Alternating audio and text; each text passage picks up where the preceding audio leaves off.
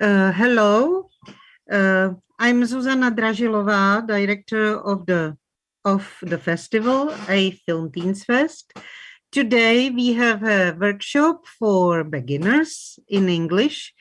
It is a very special event because we do it for the first time during our festival that screens films made by children and youth from 7 years old till 21 years old.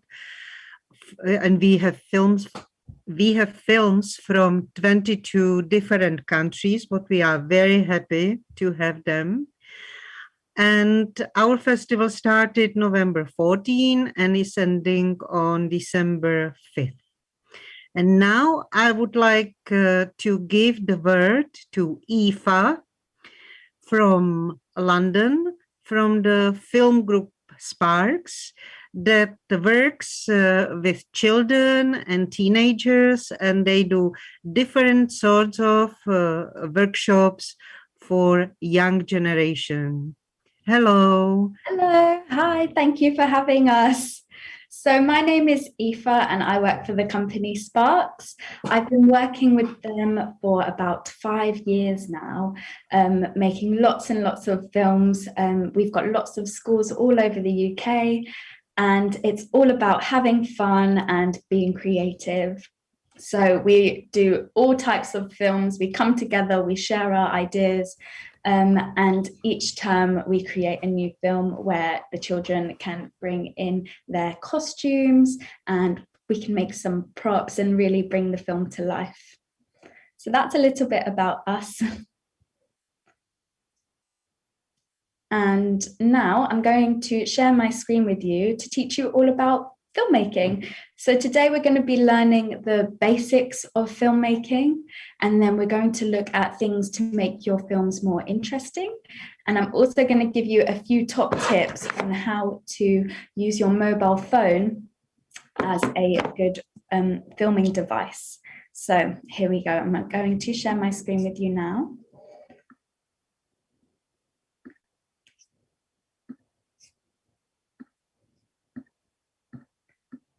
Just loading. Here we go. Okay, amazing. Let's move this to the top. So today we are going to start off by looking at shots, storytelling, and the basic introduction to filmmaking. So we are going to learn how to use shot types to tell a clearer story. We'll learn what those words mean shortly. We are going to give you some top tips on how to frame a shot. We're going to plan a short film together. And we are also going to give you 5 top tips for better smartphone filmmaking. So, introductions.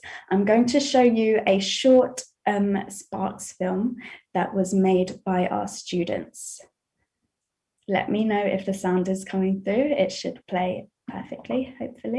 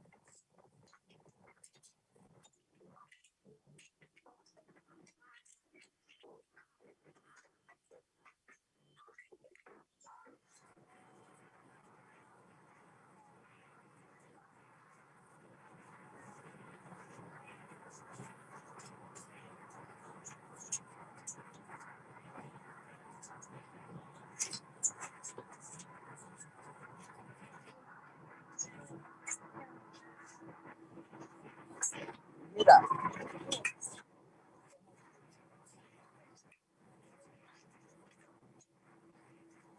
me what to say.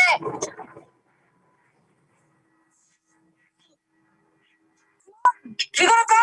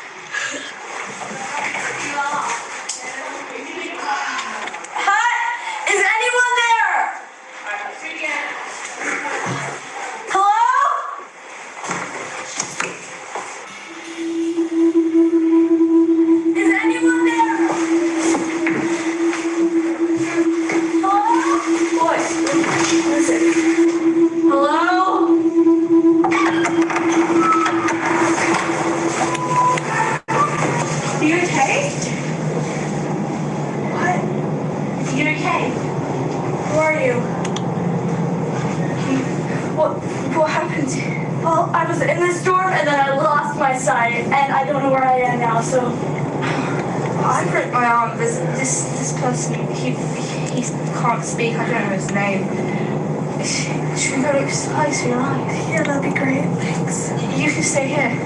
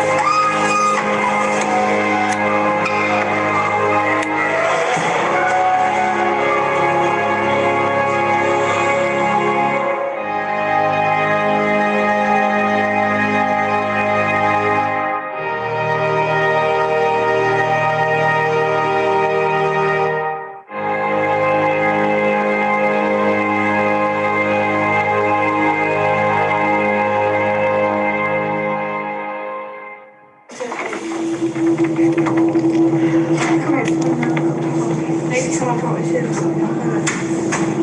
Stay there.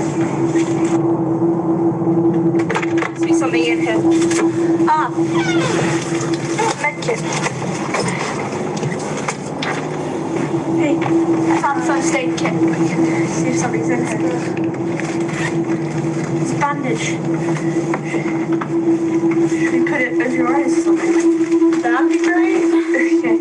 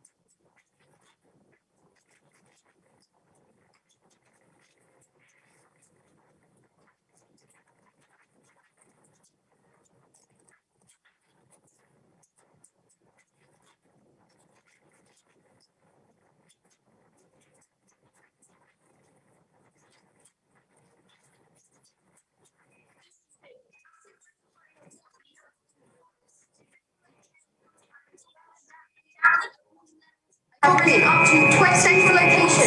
Help is on the way.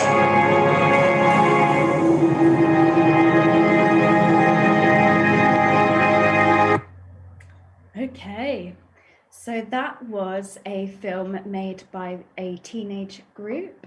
So they planned the storyline, the characters, everything, and they filmed it themselves. So everything that you see has been created all by the kids with our directions, but they really come together to make the film. And you can do that too. After this session, you'll know all about it. So let's start off by introducing a shot. What is a shot? What does the word shot mean? So a shot is an uninterrupted view through a camera. And the shot can be described by the angle of the camera, the positions of the subject in the frame, the size of the subject in the frame, and any movements that the camera makes during the frame. So here is an example from the film that we just watched. This is a close-up. So close-up is a shot type. So what the shot is called. Now, close-ups are usually used for telling the audience important information, or it's really good for facial expressions. So we can see lots of detail here in his face because we're nice and close up. And the next one is a canted angle. This is a very unusual angle, but it's really cool when it's done correctly in films. So you practically get your camera and you tilt it to the side, and it makes your audience feel really uneasy and strange. Sometimes we use this for sort of dream sequences, when you wake up from a dream and everything is a bit strange, or perhaps in a scary film, when you're walking down a corridor and the camera's like this. It just makes the audience feel a bit strange. So I'm going to show you a few demonstrations with my phone. So 1 second, let's stop sharing. Well, in fact, I'll do it with my screen. So, for example, if I were to do a close-up of my face, I would pretend that this is my camera screen, so my frame, and I am the subject. If I wanted a close-up, I would come right the way close up to the screen. So you want to get right in nice and close. If I wanted to use a shot sort of for maybe a conversation, or if a character is doing something pretty normal, we'll use a mid shot. So I'm sitting actually in a perfect mid shot because we've got a little bit of room at the top of my head and it cuts off in the middle. And then if we were to do a wide shot, it would be of the whole room. So you'd want to see the top of my head and the bottom of my feet. Wide shots are really good for telling the audience information. So where we are, I'm in a boring white room right now, but if I was in the forest or at the beach, the audience would be able to see where I am and see what's around me, what's going on. So they're really good for telling the audience, where are we? Or maybe you want to start the scene with a wide shot of the whole space, the whole area. A few more that I'm going to teach you is let's do a worm's eye. So if it says it pretty much in the name, if you imagine a worm on the ground, that's where you would put your camera, down on the ground, pointing up. Now, if I were to point this camera up and stand up like this, I would look really big and strong and powerful. So we call that one a worm's eye. So it's like a worm looking up at the strong, powerful character. And the opposite of that is a bird's eye. So if you can imagine the camera is a bird in the sky looking down, this is the opposite of what we just learned. So if the character was down here and the camera was pointing down at them like this and they were begging, maybe they look a bit sad, small, vulnerable. That's a really good shot type. If you change in between these two, then your audience will know who the strong character is and who the more important character is. So those are a few shot types. I know I said them very quickly, but it's good to know, because now when you watch films, you will say, that's a close-up, and I know why they are using that. Because in films, we always use a specific shot type for a specific reason. For that example, making somebody look big and strong, or if something is really important, you'll start to notice it now, because it's very rarely that a film is just one shot. So one angle. You will notice lots and lots and lots and lots of different shots and shot types in your films that you'll watch now. So let's carry on. I'm going to share my screen again. Okay. So here is a picture of all the different shot types that we went through. We've also got a few more, some moving shots as well. So here we go, close up of the girl's face. I can see she is shocked because it's a nice close-up. I can see her facial expression. And then we have a wide shot. So I can see that this girl is a dancer and she's practicing. I can tell that because I can see where she is, what she is wearing. So I can see that she's in her dance gear ready, and I can see what she's doing. Perfect wide shot. Now, this one, extreme close-up. It's like a close-up, but even more intense. So, you know, sometimes in films, when a character is dead and you think they're dead, and suddenly there is an extreme close-up of the eye opening, and you're like, they're alive, oh my goodness. So an extreme close-up is really good for stuff like that. Or if you've got something really, really, really important that you want to show your audience, an extreme close-up. Maybe it's of something really tiny, like a button, something very important. And then we've got the low angle and the high angle. So the worm's eye from down below and the bird's eye from up above. Now, another one for conversations that's really good is this over the shoulder shot. So if I had my camera and I put it over my subject's shoulder, so if I put it here, I would be able to see that they're in a conversation, they're talking, and he's very shocked at what he's saying. And then I could move my camera over his shoulder, over here, and I could see that they're in conversation, and I'd be able to see what he's saying. So it's really good to get two over the shoulder shots, and then you can switch between the two when you edit. And then we have our canted angle when it's slightly tilted like this. And then we have a really fun one that I love because you get to handhold it, point of view, or POV. It's when the camera is basically your eyes. So everywhere you go, the camera follows with you. So if you're walking through a haunted, scary house and you hear a noise, the camera follows your movement. And that's a really good one for making the audience feel like they're actually in the film. So a part of the action, because you're moving around, you're looking. There was lots of point of view shots from the film that we saw, and lots of handheld sort of moving shots. So let's move on to the moving shots. If I had my camera here, pretend it's in my hands, and I moved side to side, that is what we call a pan. Not like a frying pan, but it's the same word. Side to side is a pan. Now, this is good if you want to follow somebody walking out the room, or if you want to start your scene there and then somebody walks in the room, or something happens over there that you want to move. It's really important with any moving shot that you keep your stomach nice and strong, your arms nice and strong, so that you get nice, smooth movements. Don't want to move too fast. Always keep it nice and steady. The more you practice, the easier it will get. Now, if you want to go up and down, we call that a tilt. So up nice and steady and down. And these are really good for introducing a character. So if you have a bad character, you can start at their feet and you can slowly move up so the audience can see who's there.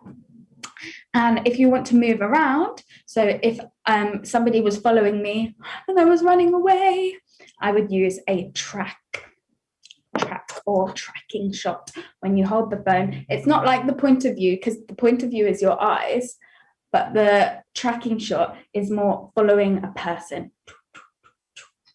So those are the different shot types. If you want to make your film interesting, use as many as you can. Now, this is a little bit more technical, and you'll notice it now in films too. We call it the rule of thirds. So, what do I mean by the rule of thirds? Here we have a picture of Harry Potter. And if this was my frame, so you can see the rectangle, if this was my frame, I would say Harry Potter is in the perfect rule of thirds, because if you split your frame like this into 3 sections, we usually put our character or our subject's eye in this corner, or in any of the corner, or this corner. So for example, he is in this corner, and we can see that something is happening over here off camera because he's looking in that direction and he's placed in the rule of thirds. Now, sometimes in films, so this is a rule that we have to, well, not have to, that many filmmakers follow because it makes your shot look very clean and it's understood in the film world. But if you want to make the audience feel a bit uneasy, plopping your subject in the middle, like I am now, is not the rule of thirds. It's when you put it in the middle and it adds emphasis on the character. So maybe we're in an interview and I'm the subject and I'm right in the middle of the frame. But often we'll have it so that, kind of like this, so that the eye is always in that point. Sometimes when you turn your camera on, it will have these lines in the grid, or you can turn it on so you can tell if your subject is perfectly in the rule of thirds. So that is just a beautiful shot because he is right there in the rule of thirds. Okay, so going to move on to something a bit more creative now. We call frame within a frame. What does it mean? So in films, when you look through your camera, what you see is your frame. We've gone through that. Amazing. So if you set up your shot so there's something surrounding your character, this is called a frame within a frame. So you have your frame always, but if you were to put your character maybe inside a window, that would be a frame within a frame. It could be leaves, it could be trees, doorways, other people. I'll show you some examples so you know what I mean.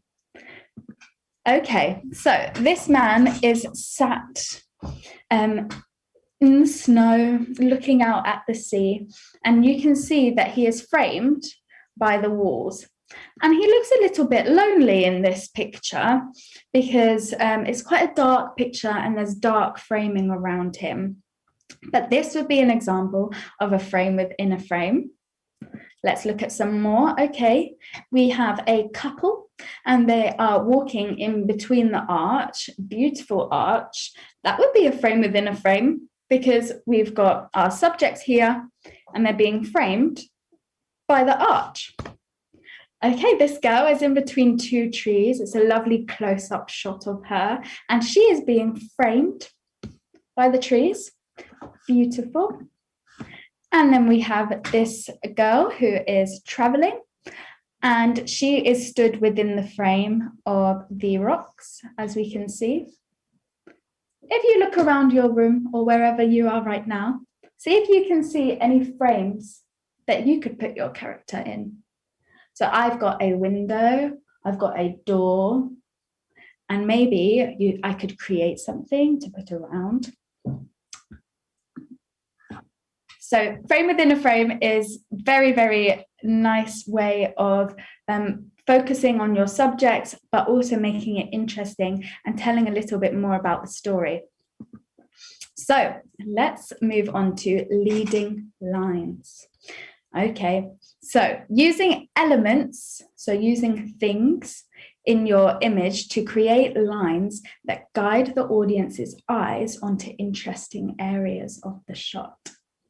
Okay, so sometimes in films, something is happening, maybe a fight or an important conversation, and you know it's happening, but your eyes keep wandering to a certain direction and thinking, why is this? It's because the filmmaker has purposely put something in your view of the leading lines to focus on. So let's look at some picture examples. Here we go. So there is a person on the tracks. Now this is a very, very wide shot, and we can see everything that's going on. There's beautiful, there's nature, beautiful trees, and but our eyes are focused here on the person, and that's because we've got the tracks, the leading lines, making our eyes focus on the man at the end. Okay, in this film, we can see a very busy shop here, and we can see he's feeding the dog, and we've got lots of information to take in, lots of bright lights and lovely colors, but my eyes are focusing down here. What's going to happen?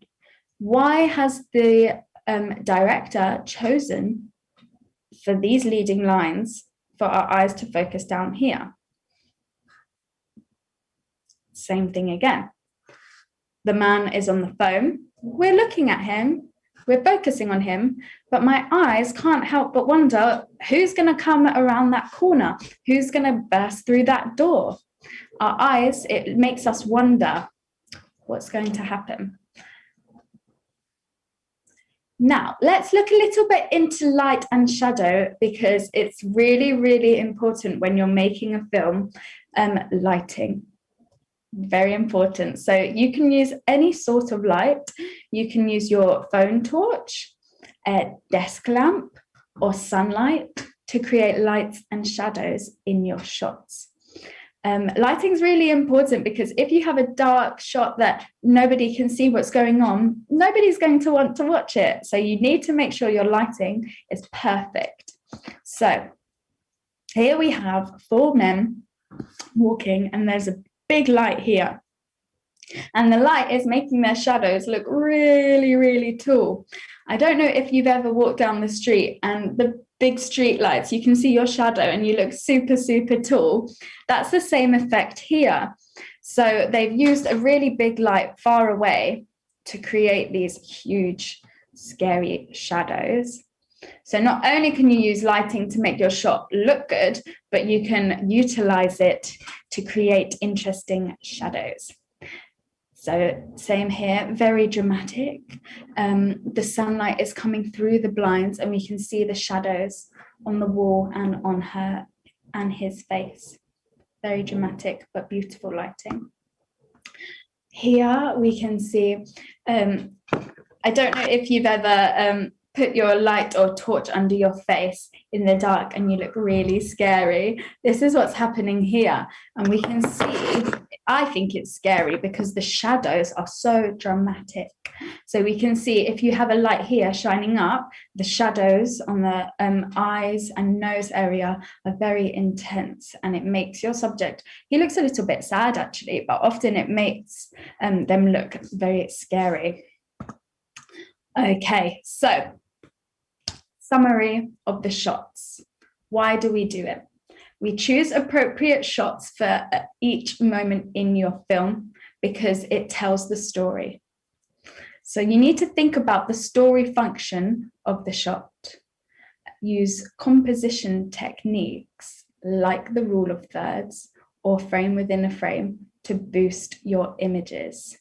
So, for example, if we were in an interview situation, we could have the subject in the middle, because that is quite intense. But if maybe I was in a conversation with somebody and they're over there, I would be in the rule of thirds, looking that way, because I know the audience will know that I'm talking to somebody and I'm also beautifully framed. We can also use the frame within a frames that we looked at to make your shots more interesting. Now, we are going to look at another technique, which is called show, don't tell. I just want you to think about that while we watch this. I'll explain afterwards, but I want you to have a guess. What does it mean, show, don't tell? Okay, we're going to watch this film. Here we go. Going to put it on full screen for you. I'm just going to remove my camera so that I'm not distracting. 1 second. Okay, here we go. Let's watch it without me there. I'm going to share my screen with you. Okay, here we go. Show, don't tell. Let's start from the beginning.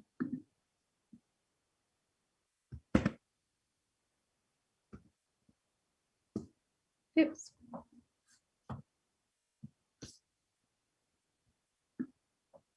Sorry, I'm frozen. Okay, let's try one more time. This film is called Busker, and they use the technique show, don't tell. Here we go.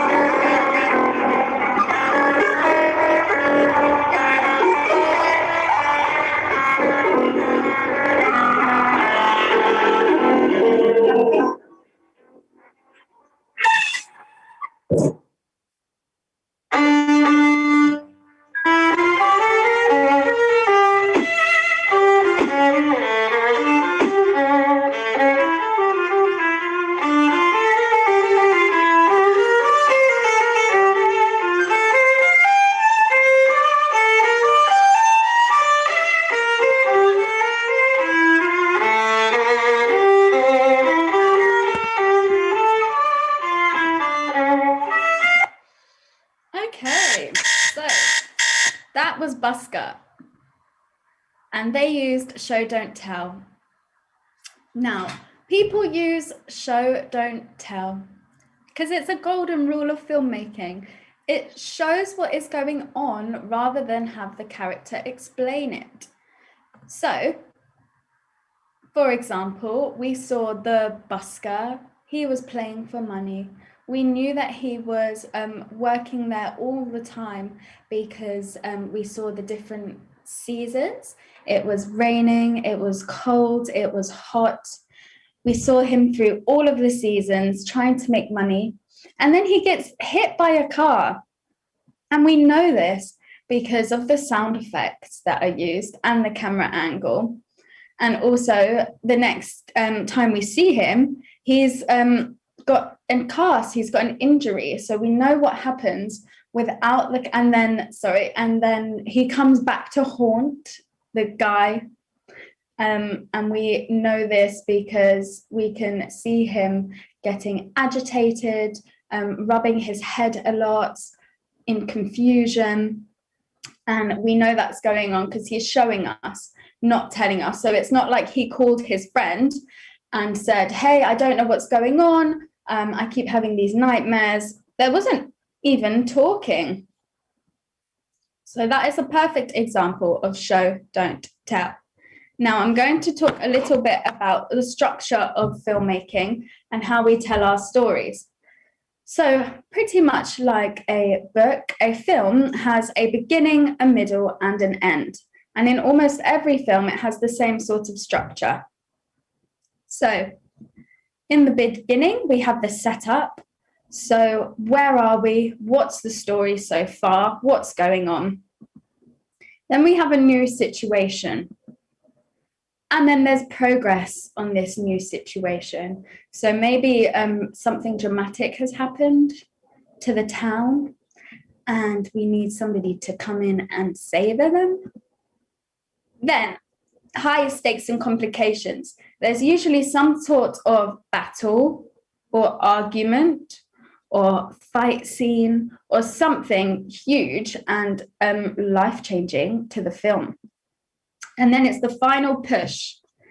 And what is life like now? After all of this crazy story has happened, what's life like now? So let's have another look with a similar diagram. So this is pretty much how a film usually goes. The start, where are we? What's going on? What's the story? Who are the characters? Rising action. Then you have the huge part where either a battle, a fight, an argument, something huge happens. Then what happens next? And what is life like now? So, a story in 3 simple questions. This will help you get started on your film. Who is the character? What do they want? And what will happen if they don't get it? That's a simple way to start. Who is the character? What do they want? And what will happen if they don't get it? Let's quickly move on to smartphone tips before we go. So, when you are thinking about your story and planning it, often we write down on a piece of paper the story. So you can bullet point this. You can write it down in full if you want to. So think about your story, plan it out, always plan, and you can make changes as you go along. But it's always good to plan. This is what we do in the real world as well. We spend months and months and months planning so that when we get to filming, we know exactly what we need to do and what we need to achieve, what shot types we need. You can write down a shot list. That's what I always do. So I will say I'll write down the story. If my story was, I wake up and I go and get some breakfast, that would be a very boring story, but here we go. I would write that down in a bullet point, and I would also say, okay, I want a wide shot, I want a mid shot, I want a close-up of me making the tea, and then I'm going to finish it on a bird's eye. I'd say that's a good amount of variety of shots. So you always plan it out into shots and scenes before you get started. When you're holding your smartphone, or iPad or tablet, always hold it sideways or landscape, never portrait like this. The reason is because this, when you film landscape, it's recognized universally. So if you want to put your film on your laptop, or if you want to upload it somewhere, you can, because you filmed it in that format, you filmed it that way. But if you film it like this and you try to upload it onto a laptop or something, you will, it won't fill up the whole screen. So it's really important that you use this landscape aspect ratio, we call it. Hold your phone to the side so that when you upload it, it will play perfectly. Also think about lighting. So I would avoid filming against a bright background. So for example, if you had a window, that would be a really nice place for you to stand in front of and put your camera there. So you will be lit really nicely if you're standing that way. But if your back is towards the window and your camera is facing you, you're not going to be able to see much unless you want to do this on purpose and you want sort of a silhouette of a character, or you want to create a dark shadow, then you could put the light behind you, you stand in front, and then that's a really good way of creating shadows and scary figures. But unless you're doing that, always stand with the window and your camera there and you in the room being well lit. But you can also think about the cool shadows and lighting that we looked at earlier and why you would use them. Here's another one. Experiment with some smartphone video editing softwares. So we have given you a few examples here. We've got iMovie, Quick, and KineMaster. So iMovie comes free with any Apple product. You can use it on your phone or your iPad. And then the other ones you can download from the App Store or from Google Play, or whatever your device is on should recognize Quick and KineMaster. But editing can be really tricky, so just have a go.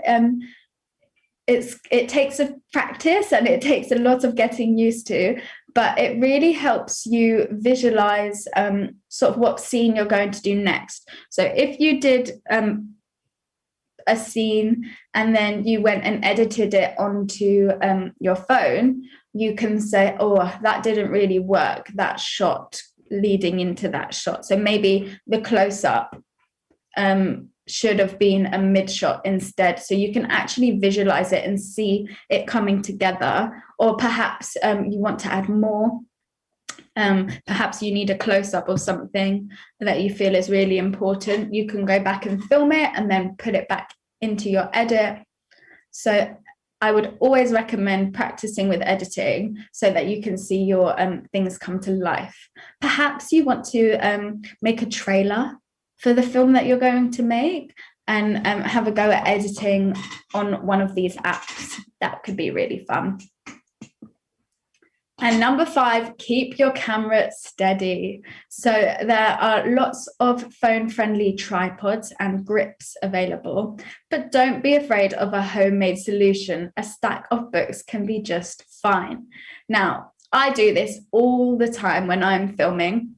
I put my camera onto maybe a table or a window ledge if it is safe.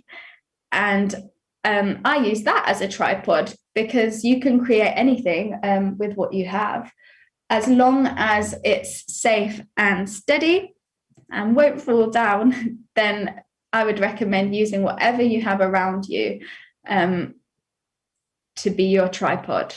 I would also recommend, if you are a little bit less confident in the shot types, then perhaps you can put your phone on selfie mode and then set it up so you can see what's going on and you know exactly that you're getting the right thing in your shot. You're not chopping your head off or you're not walking out of the frame. You can put your phone on selfie mode and then put it on a table, and there you have it. You have your own little setup, movie making setup. Perfect. Now, I've got a challenge for you all. I would like you to plan and film a 6-shot sequence for a film called The Surprise. So, what do I mean quickly by shot? 6-shot sequence. So 6 shots, the different shot types that we looked at. So maybe you want to choose a close-up, then a mid-shot, then a wide, then over the shoulder, and then a bird's eye, and then a worm's eye. That's 6 different shots. So plan a 6-shot sequence, 6 different shots put together for a film called The Surprise. I would like you to use 6 different shot types. Okay, so a different shot type for each shot. And I would like you to think about the function of each shot and what storytelling the shot does at each moment. So I've spoken a lot about what the shot types mean and where you can use them. For example, a close-up on something important. And I know that I've said lots and lots and lots of information really quickly. So hopefully you can pause it and go back, or maybe watch some films and then it will come back to you. That is a wide shot. That is a mid shot. And make sure that they're used for something appropriate. So if you want to make your subject look really tall and scary, you would use that worm's eye instead of a bird's eye. So plan a 6-shot sequence for a film called The Surprise. That is your film challenge. It could be a huge surprise, or it could be a nice, humble surprise. It's completely up to you on what your film is about and where it will go. So first of all, plan it, write it down. Maybe you want to draw what your shots will look like so that you can visualize it. And when you get filming, you can say, that's exactly what I need. So plan it. And then once you feel confident with your plan, you can set up your camera, maybe in selfie mode, and get filming. And then once you've filmed, you can have a go at editing. The more you practice, the better you'll get. Okay, so that's all from us. We learned all about different shot types, storytelling, lots of lighting tips and cool functions on the camera, how you can set it up to create your own mini film set. And we also looked at making your frames more interesting by perhaps where your subject is sitting, and also maybe introducing some frame within a frames. So I hope you enjoyed the session and learned lots from me. That was very interesting. I'm going to turn my camera on to say goodbye.